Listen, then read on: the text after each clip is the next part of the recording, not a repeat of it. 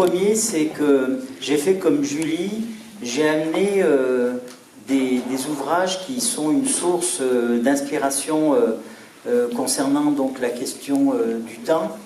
Donc ça, c'est un peu des ouvrages généraux.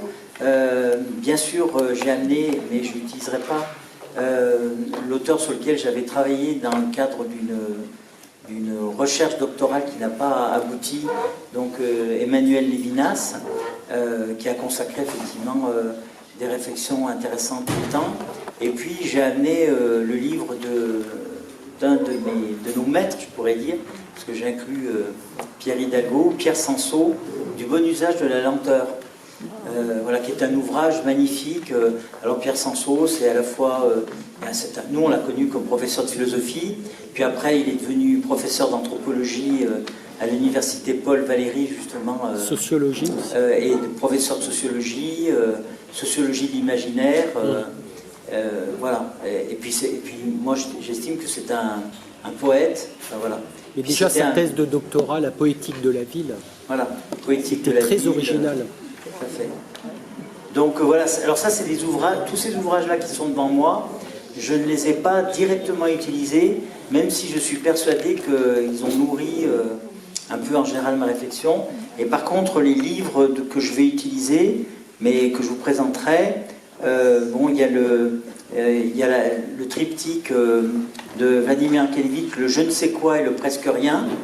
Il y a un auteur que j'ai découvert et qui a vraiment complètement transformé la manière dont j'ai conçu les choses, c'est Nicolas Grimaldi, notamment son maître livre, Le désir et le temps.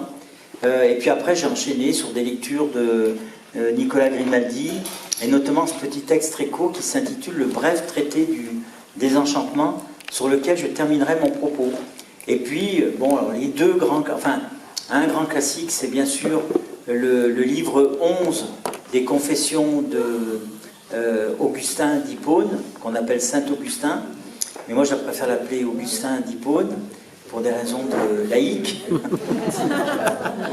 et donc le livre 11 a été publié dans des éditions à part, souvent, parce que c'est tellement un texte lumineux, puis c'est surtout un texte de fondement par rapport à la question du temps. Et puis j'ai amené là un petit ouvrage de Bossuet, alors c'est une collection qui est intéressante parce qu'elle regroupe deux textes de Bossuet sur lesquels je m'appuyais, le sermon sur la brièveté de la vie et le sermon sur la mort.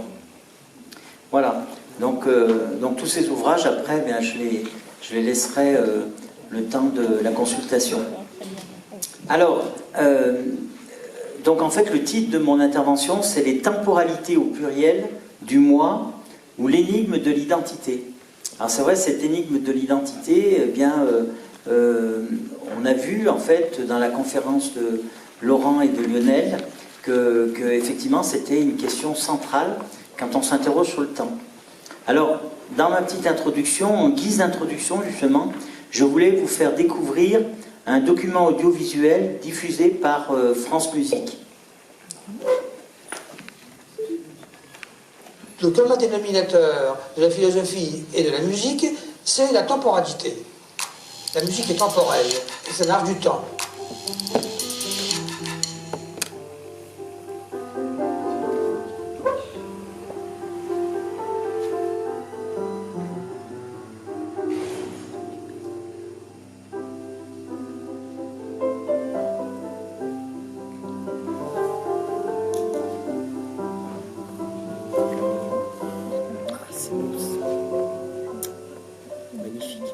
C'est un art du temps, qui se développe dans le temps, et qui a en commun avec la métaphysique, la philosophie, de porter sur des riens, d'être inconsistante, impalpable, comme une bulle de savon, de n'exister presque pas. Car la musique, c'est quelque chose qui n'existe presque pas. Ce qui est dans le temps est insaisissable, et qui est deux fois dans le temps. D'une part, parce que la musique s'écoule dans le temps, et que par conséquent elle est évasive, comme tout ce qui dure un certain temps, et d'autre part, pour une autre raison, également temporelle, c'est qu'elle est liée à un événement passager, mais inoubliable, qui est le concert. Souvent, on se rappelle une chose merveilleuse qu'on a entendue il y a 20 ans, par un pianiste prestigieux, on se le rappelle à peine, et puis jamais on ne l'a réentendu. Et pour le réentendre, il faut beaucoup d'efforts, il faut beaucoup chercher. Donc la musique se cache. Elle se cache parce qu'elle est temporelle, et que tout ce qui est temporel vit d'une existence précaire, fragile, clandestine même. Et j'ai entendu une fois Rachmaninoff. Alors, c'est un grand événement. Et un événement aussi bouleversant, pour moi, j'étais jeune, évidemment, c'est devenu comme un mythe, comme une chose fabuleuse. Et je me demande quelquefois si vraiment j'ai entendu Rachmaninoff. Quelquefois, je me surprends moi-même à confondre ça avec les souvenirs d'un autre. C'est peut-être pas moi qui ai entendu Rachmaninoff, c'est peut-être un autre. Je suis pas sûr que ce soit moi. C'est excellent. Je crois que c'est moi, quand même, je suis pas fou. Or, la musique essaie dans ce cas d'être liée à cet événement extraordinaire, périlleux, qu'on appelle le concert.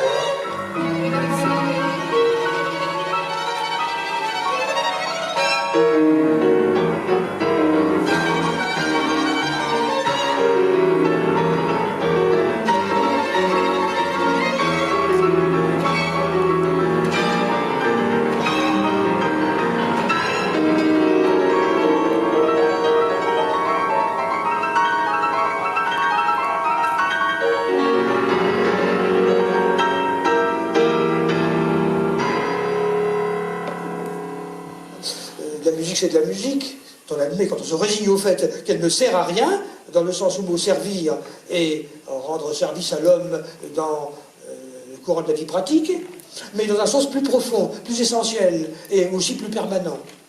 Et c'est comme ça seulement qu'elle vous apportera la joie.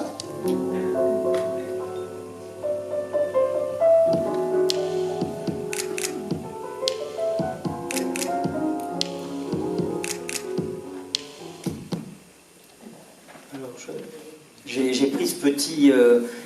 c'est un petit documentaire qui est diffusé par France Musique. Disons que je le prends comme l'exergue à mon propos. Cette très belle réflexion de Vladimir Yankelevitch nous donne à entendre que la musique est une expérience temporelle en elle-même. Elle rejoint des propos très stimulants du grand anthropologue Claude Lévi-Strauss. Et donc, dans le document, le 4 pages enfin, que je vous ai passé, vous avez un exemplier où vous avez toutes les citations.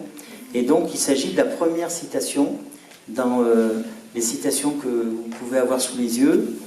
La musique et la mythologie sont des machines à supprimer le temps, si bien qu'en écoutant de la musique, et pendant que nous l'écoutons, nous accédons à une sorte d'immortalité. En rapprochant la musique du temps du mythe, le célèbre ethnologue suggère qu'elle pourrait se concevoir comme la musique du temps lui-même.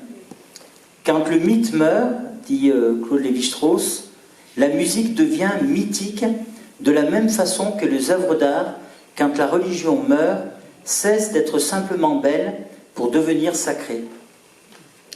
Évoquant l'événement fugitif et éloigné d'une rencontre musicale avec Rachmaninoff, le temps d'un concert unique, devenu, je cite Yankelevitch dans sa mémoire, comme un mythe justement. Vladimir Yankelevitch s'interroge « Je me demande quelquefois si j'ai vraiment entendu Rachmaninoff, et quelquefois je me surprends moi-même à confondre ça avec les souvenirs d'un autre. C'est peut-être pas moi qui ai entendu Rachmaninoff, c'est un autre. Je ne suis pas sûr que c'est moi. Je crois que c'est moi, je ne suis pas fou. » Nous sommes là au cœur de notre problématique, l'énigme de l'identité à travers les temporalités du moi. Puisque, effectivement, ce qu'on risque de perdre dans le changement perpétuel du temps que nous subissons, eh ben, c'est justement de perdre sa propre identité, de ne plus savoir qui on est. Alors, dans l'exemplier que je vous ai donné, vous avez le plan de mon propos. Le premier point, c'est de revenir à la pensée du temps dans la mythologie grecque. Notamment, Julie, vous vous rappelez, a évoqué la figure de Kairos. Alors, les premières réflexions sur le temps sont apparues dans la civilisation grecque à la frontière de la philosophie et de la pensée mythologique. Vous savez que la philosophie, c'est une sorte de... On appelait ça le miracle grec, parce qu'en fait, les Grecs ont accompli cet exploit de passer du mythos, d'une pensée prélogique, au logos, c'est-à-dire une pensée rationnelle, ce qui leur a permis de progresser dans le domaine des idées. Et il y a eu un philosophe très malin et génial, évidemment, c'est Platon, parce que Platon, il a su utiliser les mythes pour les mettre au service des idées philosophiques. C'est-à-dire qu'en fait, il est allé chercher ses contemporains, plus que nous d'ailleurs, parce que justement, nous avons rompu un petit peu avec la pensée archaïque des mythes, et nous sommes plus dans la rationalité. Mais à l'époque de Platon, les Grecs avaient un contact très étroit avec la mythologie, et la mythologie leur parlait, et donc ça permettait, si on savait l'utiliser de façon rationnelle, comme Platon pouvait le faire, et comme les philosophes ensuite l'ont fait et ont imité, ben ça peut permettre de servir d'illustration, de matrice en quelque sorte, pour aller directement au concept.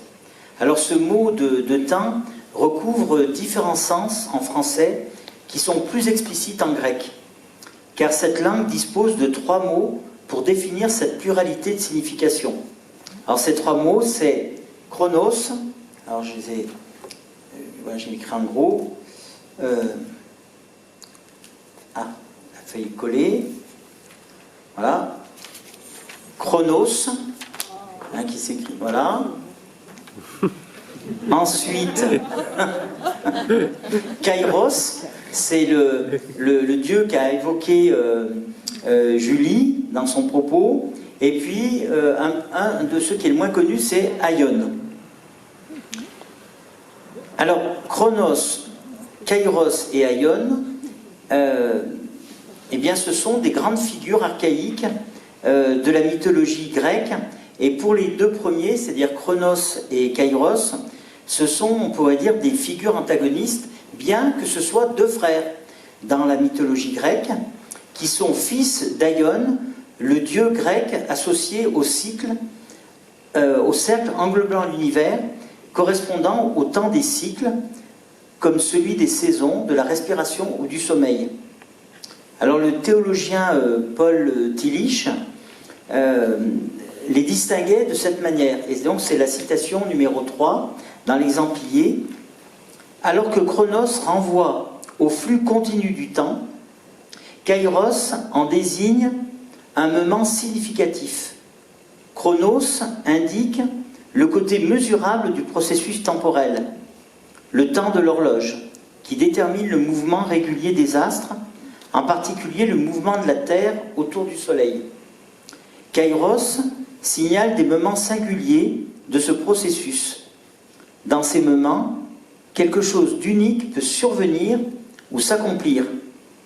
Chronos met en évidence l'élément quantitatif, calculable et répétitif de ce processus temporel. Kairos désigne au contraire un élément qualitatif qui se signale par son absolue singularité. Fin de citation. Là, je pense que Paul Tillich, donc un théologien protestant, a très bien décrit les différents rôles de ces personnages. Donc sur le plan des représentations imaginaires de la temporalité, puisque évidemment avec la pensée mythique on n'est pas dans une approche purement conceptuelle, qui est donc en lien avec le récit mythique, on peut résumer ainsi les choses. Chronos, représenté par la grande figure mythique du dieu éponyme.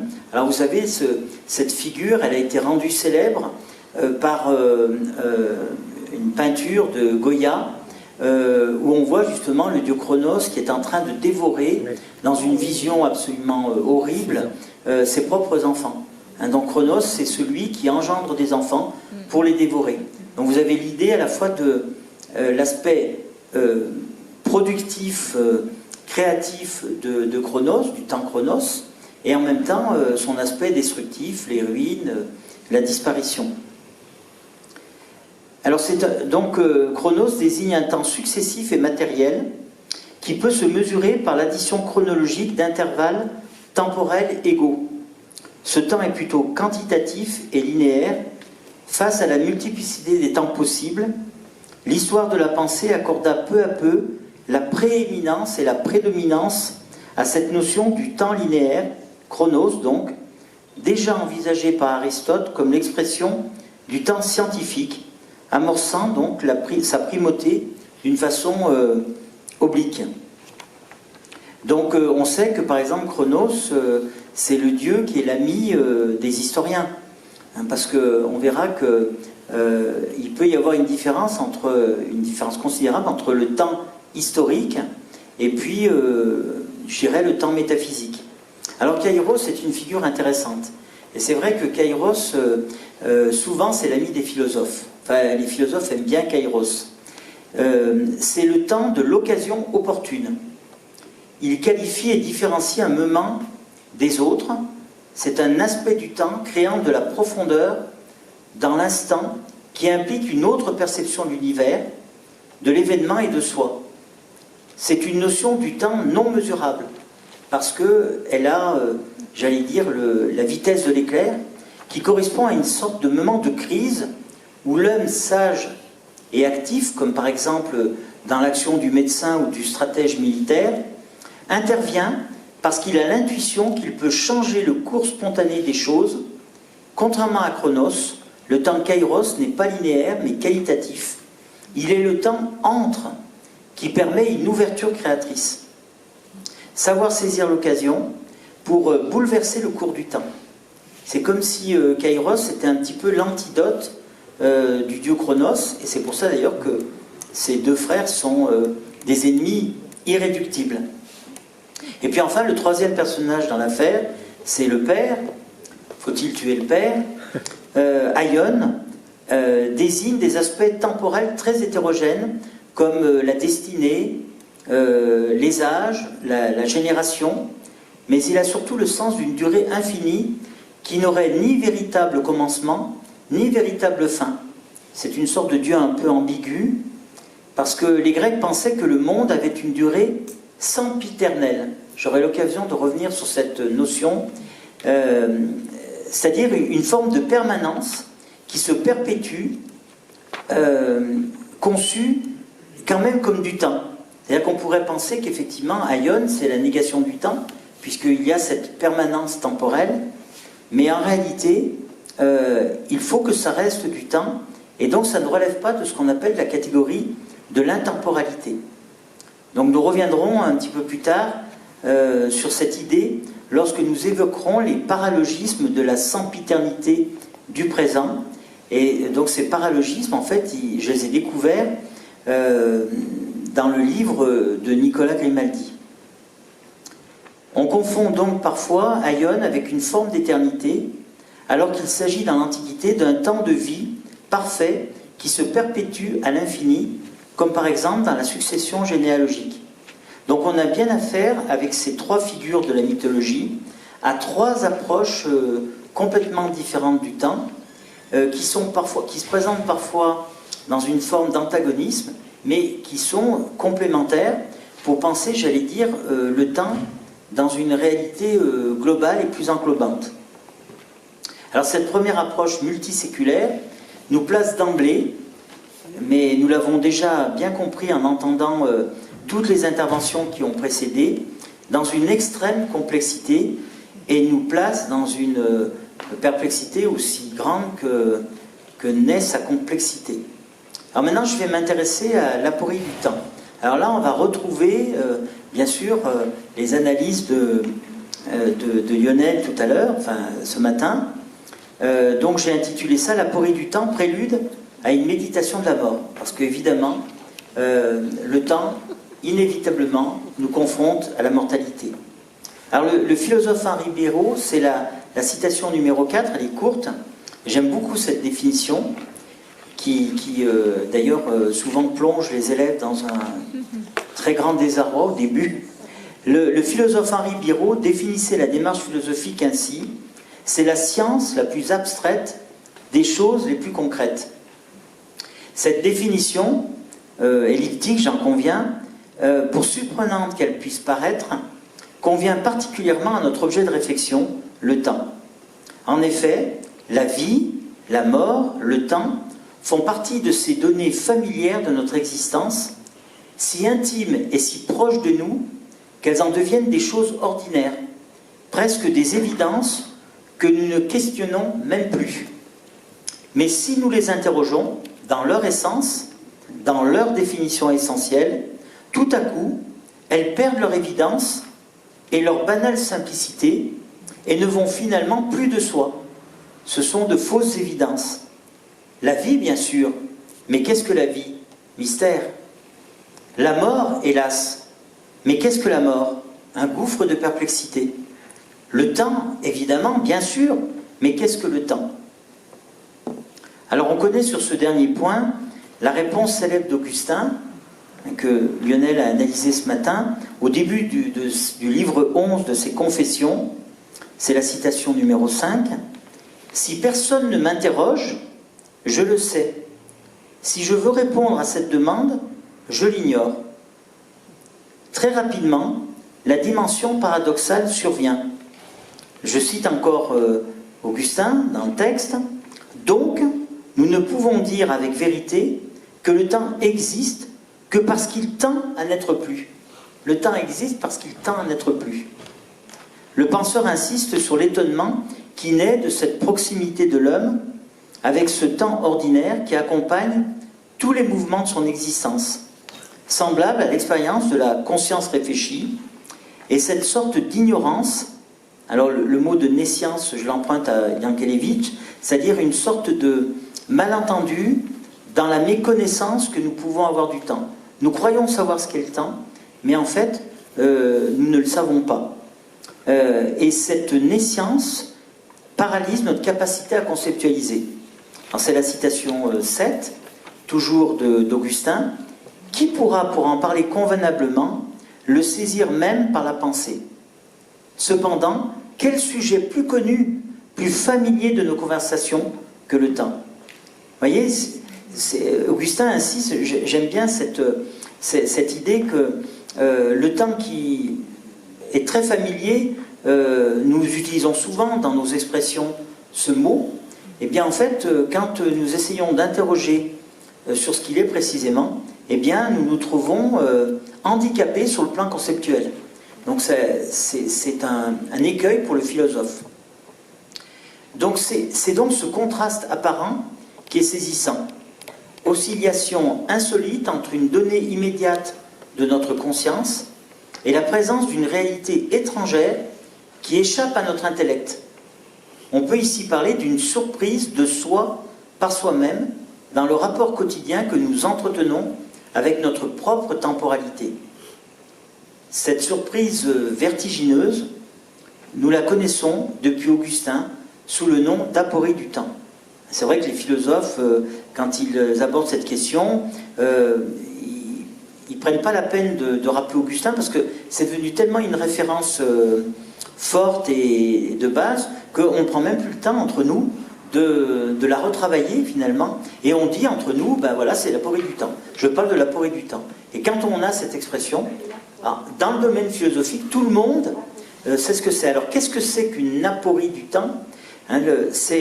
L'aporie, c'est une question dont la nécessité est urgente, mais qui, au bout du compte, après toute une spéculation, et la spéculation, elle dure depuis le 6e siècle avant notre ère jusqu'à nous, et elle va continuer, et bien nous ne pouvons pas apporter de réponse.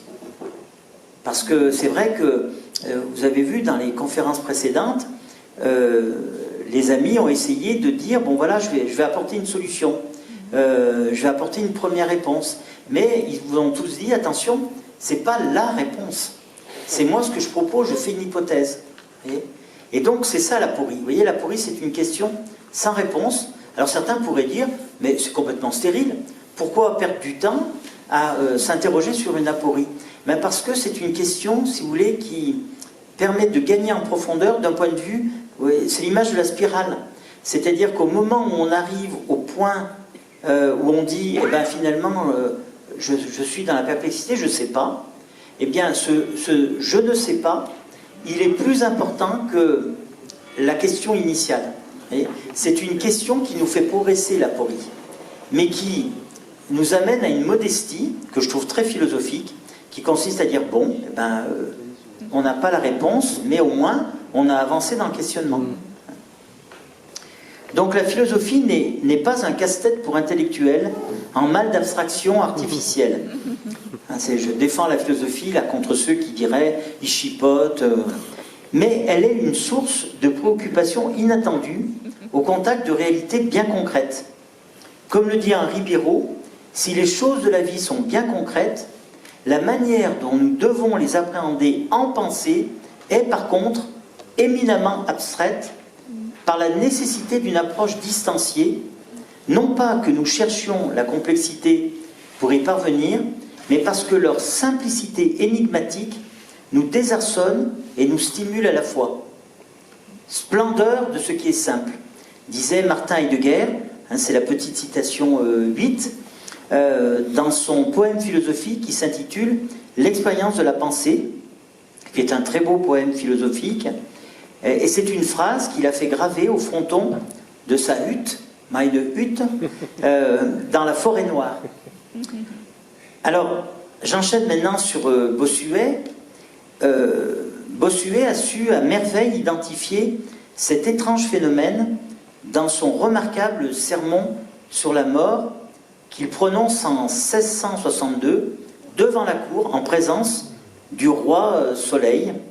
Et il dit ceci, c'est la citation numéro 9. « Me sera-t-il permis aujourd'hui d'ouvrir un tombeau devant la cour, et des yeux si délicats ne seront-ils point offensés par un objet si funèbre ?» Le décor est ainsi planté, si je puis dire. Bossuet nous impose ici quelque chose d'extraordinaire, mais en même temps de tout à fait ordinaire. Derrière l'emphase rhétorique de cette mise en scène oratoire, il n'y a rien de plus ordinaire. Nous savons que nous sommes mortels. Ça a été rappelé, et c'est vrai que parfois c'est un peu inutile. C'est comme si vous rencontriez quelqu'un et puis vous dites, tu sais, on va tous y passer, on est mortels, donc ne t'inquiète pas. Bon, ça ne serait pas vraiment de bon goût. Et donc il n'est pas de lieu commun plus banal que celui-là. Et pourtant, cette banalité est malgré tout source d'étonnement et de réflexion. Donc c'est la citation 10. C'est une étrange faiblesse de l'esprit humain que jamais la mort ne lui soit présente, quoiqu'elle se mette en vue de tous côtés, et en 1000 formes diverses. On n'entend dans les funérailles que des paroles d'étonnement de ce que le mortel est mort. Chacun rappelle en son souvenir depuis quel temps il lui a parlé, et de quoi le défunt l'a entretenu. Et tout d'un coup, il est mort. Voilà, dit-on, ce que c'est que l'homme. Et celui qui le dit, c'est un homme. Et cet homme ne s'applique rien, oublieux de sa destinée. Vous voyez, constat sévère et un peu terrible. L'homme est-il pour autant de mauvaise foi, ou est-il seulement volage, comme le dit sévèrement l'auteur, qui parle pour ne rien dire finalement, parce que mais c'est vrai que ces paroles peut-être inutiles sont peut-être tout à fait nécessaires au moment du deuil. Quel est le sens de cette surprise là où il n'y en a pas en réalité? Pas lieu d'être surpris, tant notre mortalité et celle d'autrui sont de l'ordre de la certitude absolue. Et ça, on le sait dès notre naissance. C'est le poète allemand Rainer Maria Rilke qui a cette très belle phrase, il dit « Dès que nous naissons, nous sommes assez vieux pour mourir ». Donc voilà, c'est là encore une évidence. Comment nous étonner de ce qui est certain et inévitable? En effet, il va de soi que nous sommes mortels parce que nous sommes temporels, à moins que nous soyons temporels parce que nous sommes mortels, ce qui d'ailleurs n'est pas du tout pareil du point de vue métaphysique. Mais pourquoi ces évidences sont-elles si importantes? Bossuet y répond d'emblée dans sa méditation sur la brièveté de la vie. Donc il s'agit d'un autre sermon, c'est la citation 11. « C'est bien peu de choses que l'homme, et tout ce qui a fin est bien peu de choses. Si longtemps qu'on soit au monde, y sera-t-on 1000 ans, il faut en venir là. Il n'y a que le temps de ma vie qui me fait différent de ce qui ne fut jamais. Cette différence est bien petite, puisque à la fin, je serai encore confondu avec ce qui n'est point. j'entre dans la vie avec la loi d'en sortir. J'entre dans la vie avec la loi d'en sortir. La terre est le problème. C'est la citation 14. Voilà ce que dit Gabriel Marcel. La pensée métaphysique est définie comme une réflexion braquée sur un mystère. Le problème est quelque chose qu'on rencontre, qui barre la route, il est tout entier devant moi. Au contraire, le mystère est quelque chose où je me trouve engagé, dont l'essence est par conséquent de n'être pas tout entier devant moi. C'est comme si, dans cette zone, la distinction de l'en-moi et du devant-moi perdait sa signification. Alors, Gabriel Marcel dit ça dans son journal métaphysique, mais il le redira dans toutes ses œuvres. C'est l'idée que, en fait, le temps est un mystère, justement parce que, comme l'homme est un être temporel, quand il s'interroge sur le temps, la réponse qu'il va pouvoir y apporter, quelle qu'elle soit, aura nécessairement une conséquence sur lui, puisque justement, le temps dont il parle, c'est en fait indirectement de lui dont il parle dans ce temps. Nous avons déjà vu avec Augustin que le temps peut être considéré comme une aporie, mais on ne peut cependant pas le réduire à une simple question sans réponse. Cette question va bien au-delà d'un simple problème, sur lequel on bute, comme un problème de mathématiques, ou d'une fugace et superficielle illusion. Elle relève authentiquement du mystérieux, au sens marcellien du terme. En effet, l'homme est à la fois dans le temps et hors du temps. Dans le temps, au sens où, comme n'importe quel étant du monde, il est soumis aux modifications du temps, le vieillissement par exemple. Hors du temps, au sens où, par sa conscience transcendantale, il est en mesure de s'abstraire du flux temporel pour pouvoir le penser à distance de l'extérieur. De par sa nature ontologique, c'est-à-dire ontologique, ontos, ça veut dire l'être, qui est lié donc à l'être même de l'homme, l'homme est à la fois intra- et supratemporel. Il n'est certes pas intemporel, on l'a vu par rapport au problème de l'éternité, qui n'est plus du temps, mais il n'est pas que temporel. Il n'est pas intemporel, mais il n'est pas que temporel. Il est dans une sorte d'entre-deux qui fait justement toute l'ambiguïté de la temporalité.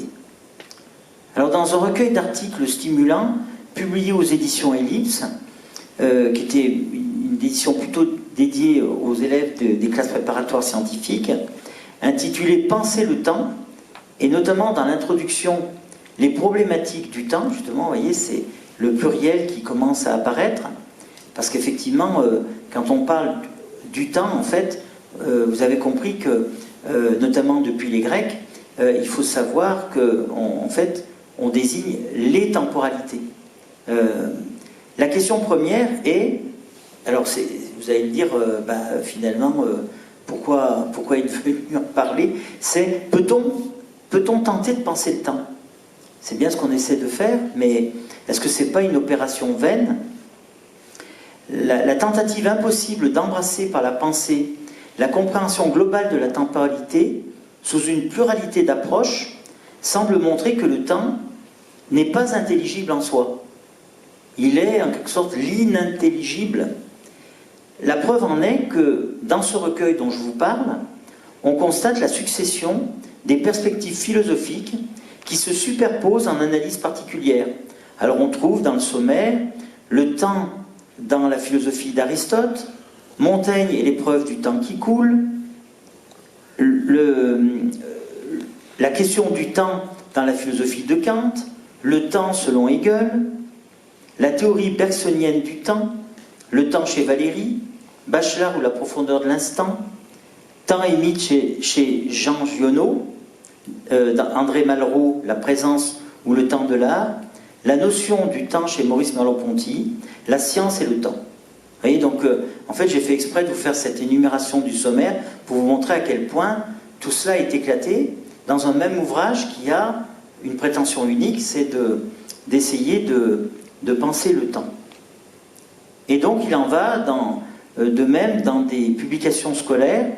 Par exemple, pour les élèves de terminale, j'ai pris un manuel Et j'ai constaté que dans le chapitre, qui n'est qu'un chapitre, hein, je crois qu'il y a 17 notions, donc le temps est une des notions, ben vous avez les thématiques suivantes: le temps, privation d'être; le temps, marque de mon impuissance, son irréversibilité; le temps, cause de destruction, Aristote; le temps spatialisé et durée; le temps chez Kant; le temps historique, Hegel; projet à venir, Heidegger et Sartre. Vous voyez, donc vous mesurez la difficulté du professeur de philosophie qui doit en terminale essayer de donner une vision quand même rationnelle, un peu cohérente pour les élèves. Donc il y a un ouvrage de référence pour les historiens, c'est celui de, alors je ne sais pas si je prononce bien, Christophe, mais en fait il y a des Z, des Y partout, Pomian, qui s'intitule L'ordre du temps, publié chez Gallimard. Eh bien cet ouvrage-là ne se démarque pas, lui non plus, de cette démarche cumulative, en adoptant un cheminement que je qualifierais d'épistémo-historique, qui donne littéralement le vertige au lecteur. La succession des illustres penseurs depuis les présocratiques reste pour le moins intimidante. Que pouvons-nous ajouter de plus sans tomber dans les généralités et les répétitions inutiles?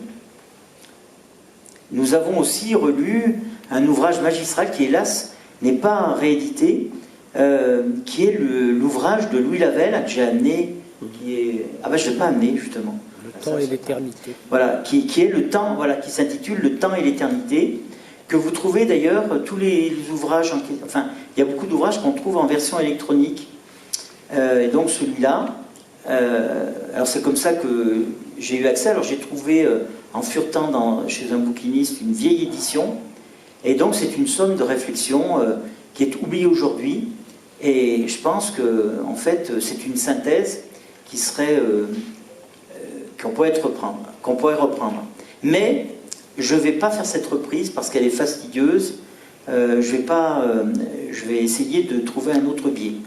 Et donc je passe à ma quatrième partie. Ça va, je ne suis pas trop rapide? Non, c'est bon. C'est l'énigme du moi. Hein, j'ai intitulé ça l'énigme du moi au prisme de ces métamorphoses temporelles. Bon, alors un petit peu de repos quand même. Oui, je fais une petite pause. Voilà. Donc l'énigme du moi au prisme de ces métamorphoses temporelles. C'est-à-dire que vous voyez, je vais essayer de penser l'identité du moi qui par définition est unique et en plus non interchangeable, parce que quand on parle du moi et quand on l'associe à l'être humain, eh bien évidemment ça renvoie à une identité propre et non remplaçable, non substituable. Eh bien on va voir que le moi il est soumis à l'épreuve de ce que j'appelle les métamorphoses temporelles. Pas le temps, parce que le temps c'est quelque chose d'abstrait, mais dans le quotidien, c'est bien ces métamorphoses-là qui sont importantes. Donc nous allons adopter un chemin peut-être plus simple et plus dépouillé que celui que je viens d'indiquer avec ses multiples approches. C'est celui de l'expérience la plus ordinaire du sujet pensant. Le moi confronté à ses propres métamorphoses intérieures à travers la pluralité des temporalités qu'il est amené à vivre. En fait, l'homme traverse des temporalités, j'allais dire, hétérogènes, peut-être même hétéroclites. Je dis souvent à mes élèves que la phrase de la philosophie la plus extraordinaire qu'il m'a été donné d'entendre ne ressemble en rien aux belles citations du panthéon de l'histoire des idées philosophiques, un petit peu celle que j'ai regroupée d'ailleurs dans l'exemplier.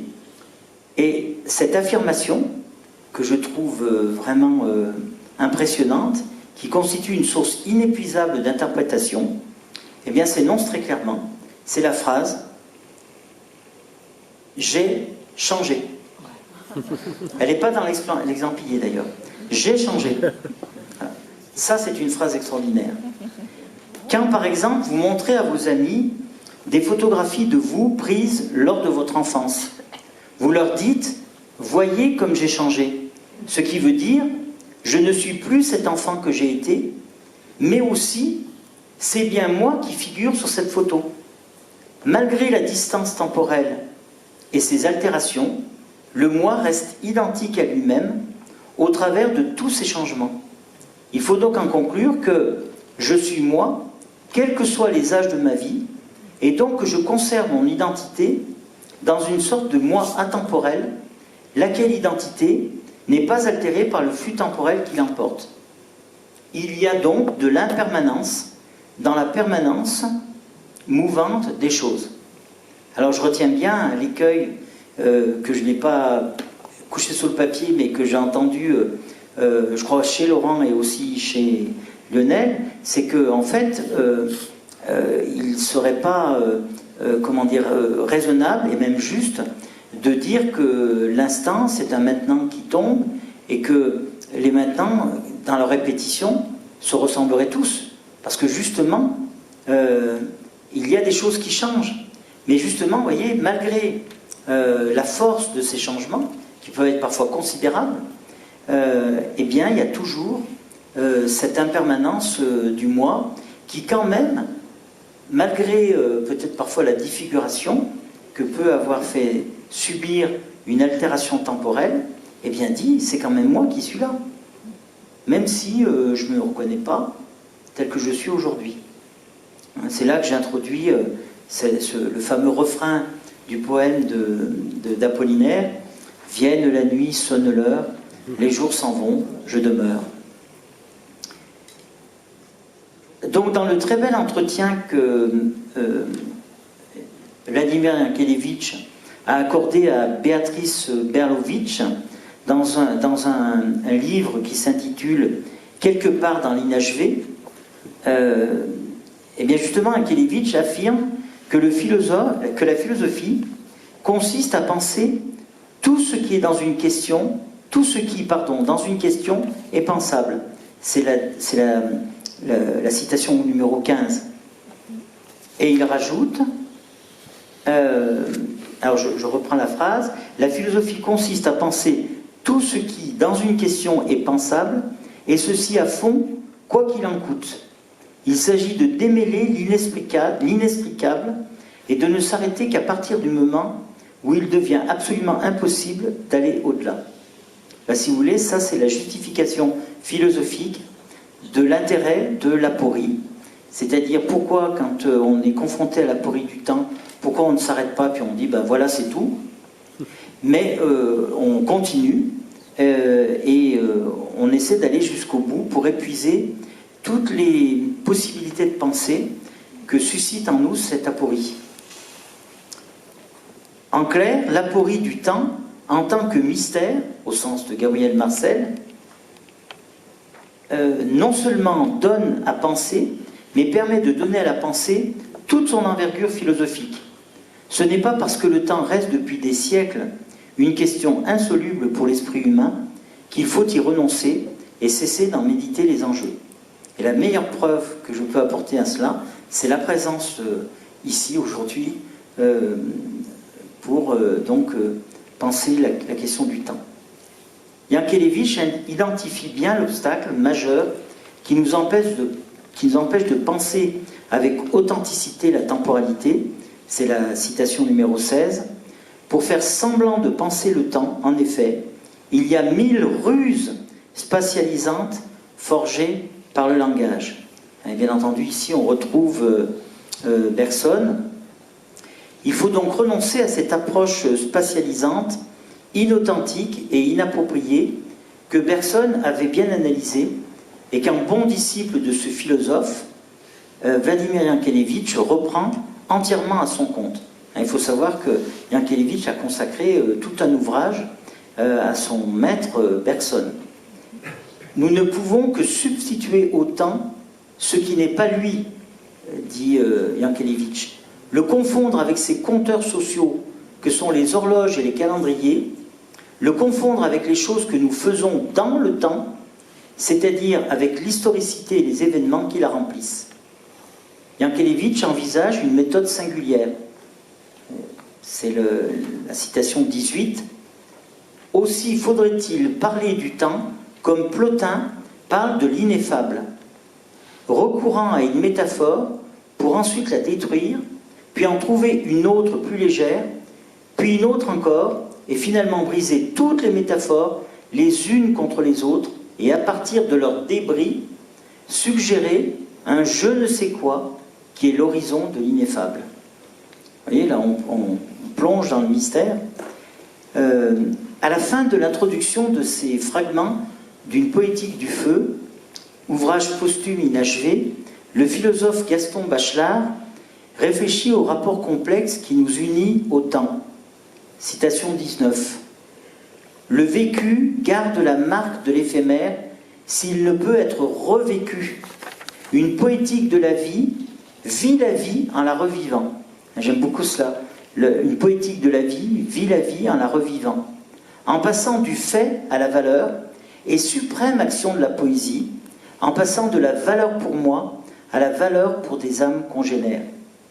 Et il ajoute cette remarque très stimulante, et c'est une très belle phrase, « Ne sommes-nous pas, nous-mêmes, la gerbe mal liée d'un millier d'autres temps ?» Et là, on est en plein cœur de cette problématique des temporalités vécues par le moi. Ne sommes-nous pas, nous-mêmes, la gerbe mal liée d'un millier d'autres temps? J'aime beaucoup Bachelard parce que Bachelard, il est à la fois conceptuel et il est très poétique. Et bien sûr, vous savez qu'il y a deux versants dans l'œuvre de Bachelard, et il y a le versant un peu, comment dire, on peut dire austère, épistémologique, les obstacles épistémologiques, et puis la partie, j'allais dire, où il libère l'imagination à partir des éléments. Voilà. Et donc c'est cette partie-là que j'utilise.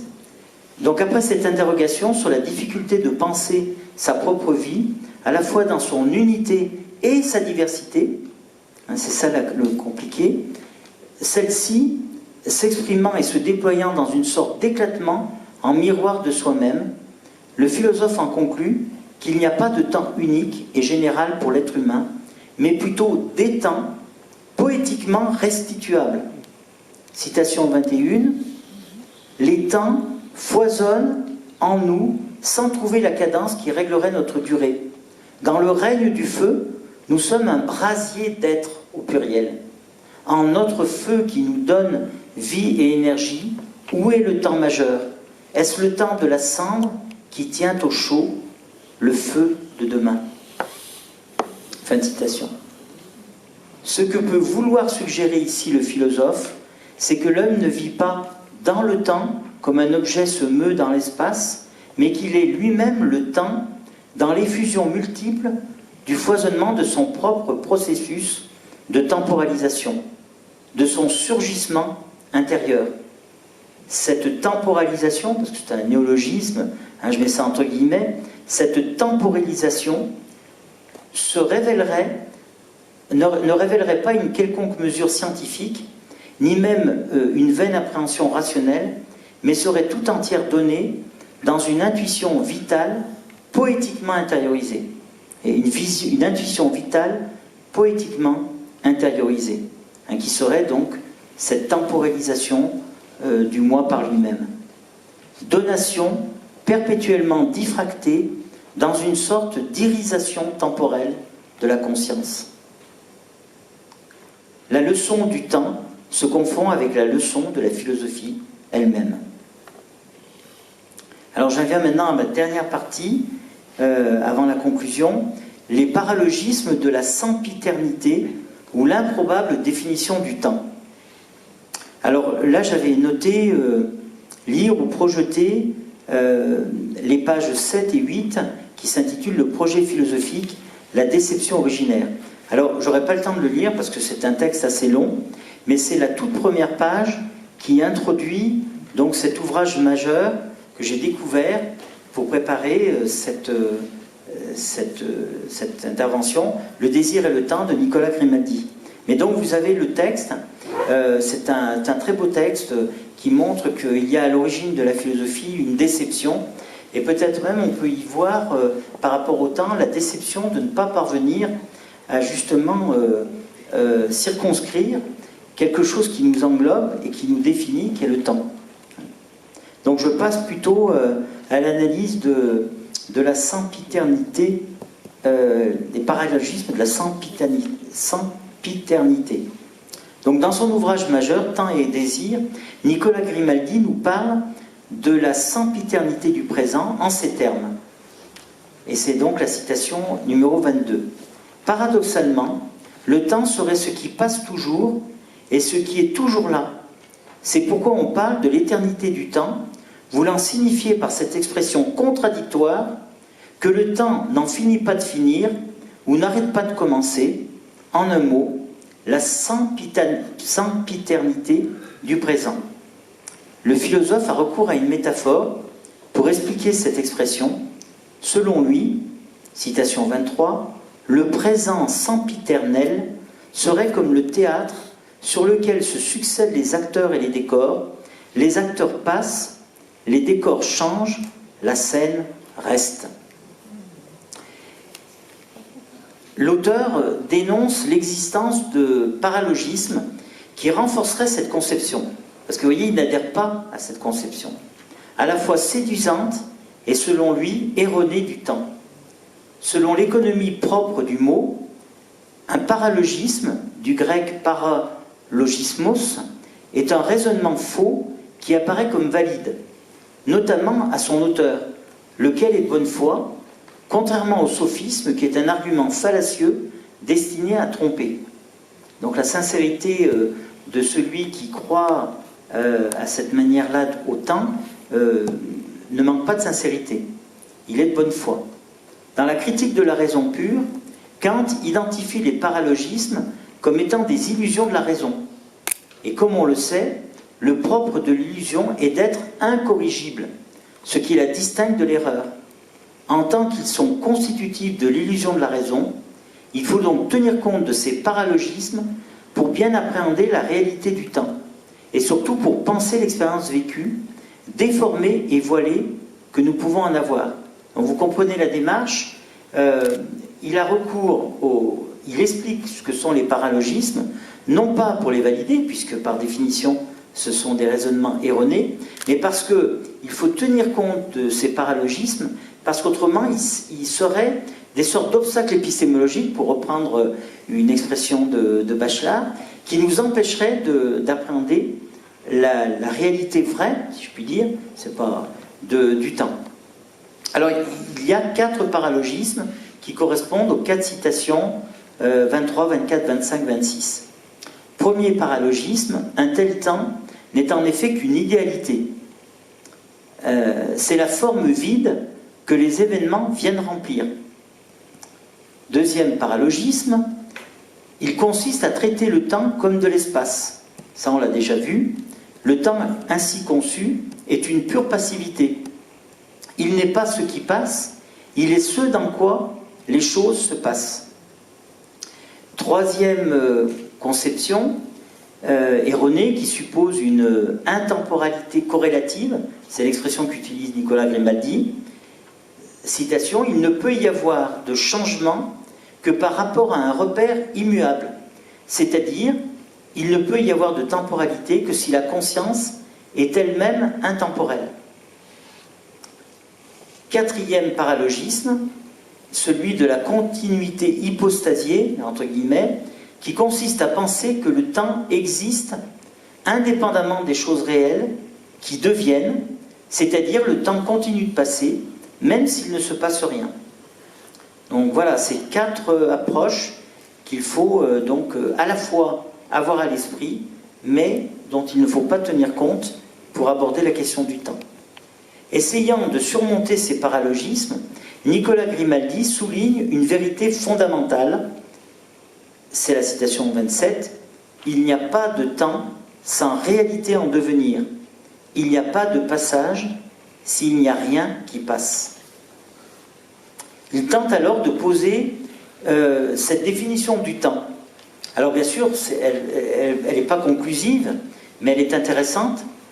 Tel est l'essence du temps, nous dit Nicolas Grimaldi. Cette négativité géniale et futuritive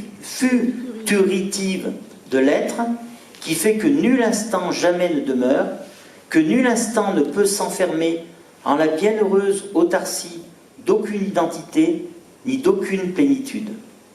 l'essence du temps implique donc la douleur de l'insatisfaction, de l'inachèvement et de l'incomplétude. C'est pourquoi l'essence du temps est d'être vécu comme une carence.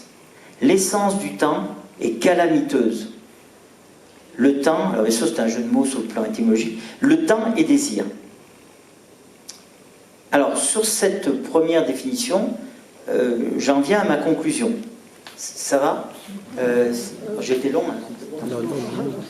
Donc dans un autre ouvrage plus récent, le bref traité du désenchantement, Nicolas Grimaldi est amené à dire, en effet, c'est la citation 29, que l'imagination, le possible, le désir et le temps sont 4 figures d'un même paradoxe métaphysique qui est celui de l'obsédante hantise de l'irréel dans le réel et du néant dans l'être. Fin de citation. Il fait un parallèle entre le temps et la conscience. Qu'on la définisse comme une intention, qu'on la définisse comme intention, projet, attente, désir ou volonté, la conscience est toute tendue vers un avenir toujours à venir. Le temps est son étoffe même. Et le temps est l'étoffe même de la conscience. Et il justifie cette affirmation ainsi, et c'est donc la citation 31, « Sans doute s'interdirait-on l'accès des principales analyses si on ne comprenait pas que le temps est l'étoffe de la conscience. La plus immédiate description qu'on puisse faire de la conscience, son caractère le plus essentiel est en effet d'être séparée de son objet. Mais alors, comment peut-elle être consciente du présent? Dirons-nous que le propre de la conscience est précisément de n'être jamais tout à fait présente au présent? Serait-il possible qu'elle fût toujours, de quelque façon, absente au présent et présente à l'absence? Et là, on s'enfonce dans un certain mystère. Rapprochant à l'occasion la solitude abyssale de la conscience dans cette présence-absence du temps, avec l'expérience pascalienne de l'ennui, il note très justement, c'est la citation 32, « Cette pure attente est-elle pour la conscience un face-à-face avec sa propre mort? Qu'attend-on en effet quand il n'y a rien à attendre? Précisément elle-même, celle-là même qui ne se laisserait plus rien... précisément cela même qui ne laisserait plus rien à attendre, c'est-à-dire notre propre mort. S'ennuyer, c'est vivre sa mort, c'est l'attendre. » C'est le texte que Pierre a lu à propos de l'ennui. Au regard de ces considérations, nous pouvons envisager d'examiner une autre définition du temps par Nicolas Grimaldi dans son maître livre. Et c'est peut-être plutôt celle-là que je retiendrai. Je vous en ai proposé une première, je vous en offre une deuxième version, mais toujours sous la plume de Nicolas Grimaldi, c'est la citation 33. « Le temps est ce qui fait qu'il y a du désir. En effet, le désir est ce en quoi et par quoi se révèle le temps. Le désir est dans le temps l'écharde de l'absence. » J'aime beaucoup cette phrase. Le désir est dans le temps l'écharde de l'absence. Le désir est cette réalité contradictoire dont l'être poursuit sa propre négation. Car désirer, c'est désirer ne plus désirer. Tel est le temps. Car être temporel, c'est d'une part vivre de s'abolir et d'autre part ne devenir que pour ne plus avoir à devenir. Tout désir ne désire que l'abolition du désir. Le temps n'est que désir. Il désire s'abolir en l'éternel. Fin de citation. Et puisque nous avons, et là c'est vraiment ma phrase finale, après je laisserai la conclusion à quelqu'un d'autre, puisque nous avons commencé avec lui, empruntons à Vladimir Yankelevitch une formule de conclusion que vous allez sans doute trouver très éclairante, mais je ris en disant ça. Voilà ce que dit Yankelevitch dans une page vraiment remarquable sur cette question, dans le je ne sais quoi et presque rien. Le temps n'est pas une chose. Le temps n'est pas une chose, mais un presque rien. Si nous nous attendions à trouver quelque chose, nous serions déçus. Le temps n'est rien. Mais comme il n'est pas rien non plus, reste à penser qu'il est presque rien. Le temps est un je ne sais quoi. Voilà ma conclusion.